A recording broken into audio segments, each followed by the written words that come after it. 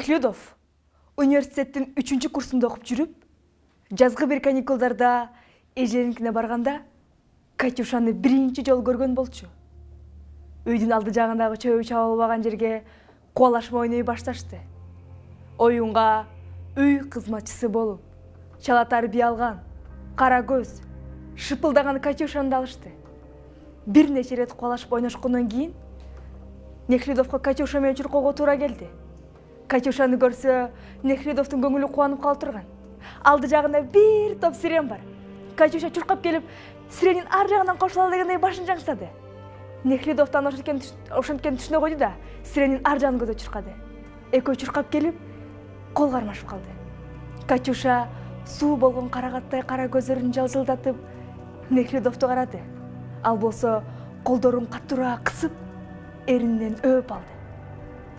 Ошол убактан тартып, экөөнүн мамилеси өзгөрүп, бири-бирине куштар болгон наристе жаш жигит, наристе жаш кыздын ортосундагыдай бөтөнчө мамиле доорун сүрдү. Кеч ошентип өтүп, түн болду. Эжелери уктап жаткан. Катюша кыздар бөлмөсүндө жалгыз калганын Нехлюдов билген эле. Ал кимдир бирөөнү ойгото албайын дегенчелик. Өтүгүн чечип, коридор менен жымыңайлак басты.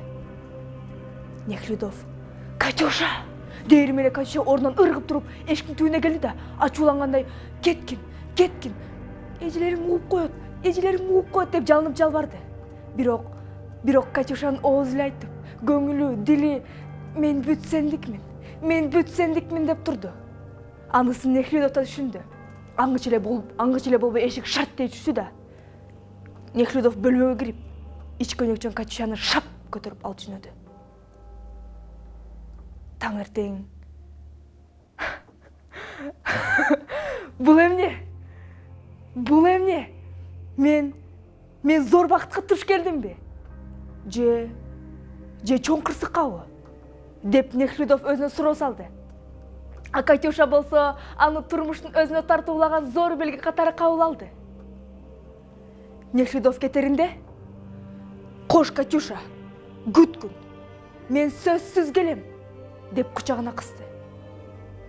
Катюша саалыклары бар.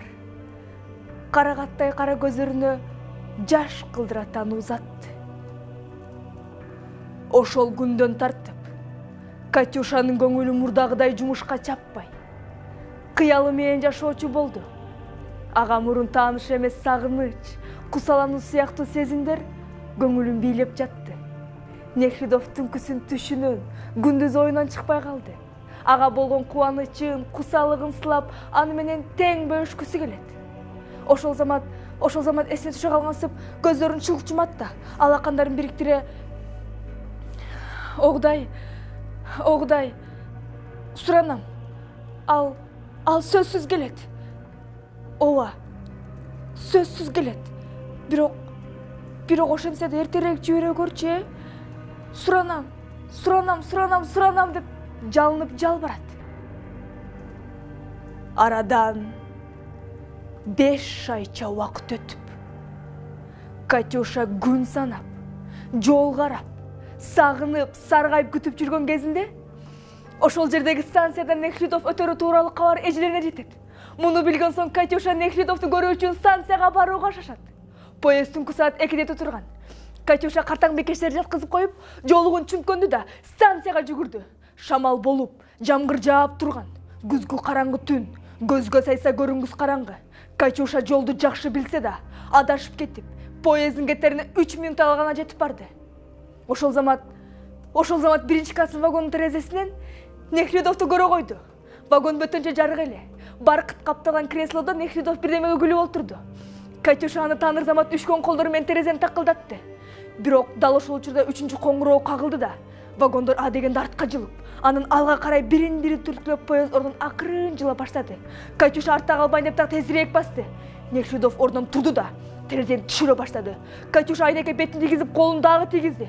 Бирок поезд ылдамдай берди да, терезе ачылганда кондуктор Катюшаны жыга түртүп, вагонго секирип чыкты.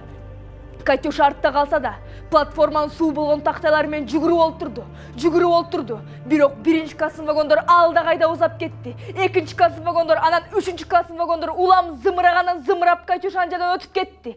Бирок Катюша дагы эле жүгүрө берди. Фонарь иленген акыркы вагон Катюшанын жадан өтүп кетсе да, Катюша жүгүрө берди. Ал жарык вагондо, баркыт каптаган креслодо арак ичип, таң тамаша кылып отурат. Амен караңгыда жаан менен шамалда ыйлап олтурам деп ойлоду да, Катюша сыз жерге олтуруп башын мыкчы кармап өксүп ыйлап жиберди.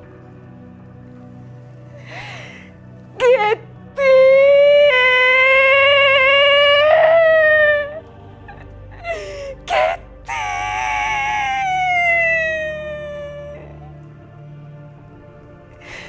Деп чыңырды ал.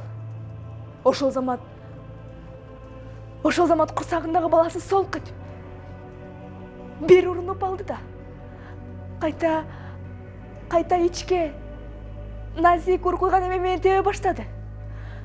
Мындан бир аз мурун эле жашоого мүмкүн эмести кылып зар какшап тургандын баары, Мехридовдун андан өлүү менен өч алгысы келгени, ушунун баары ырактап кетти.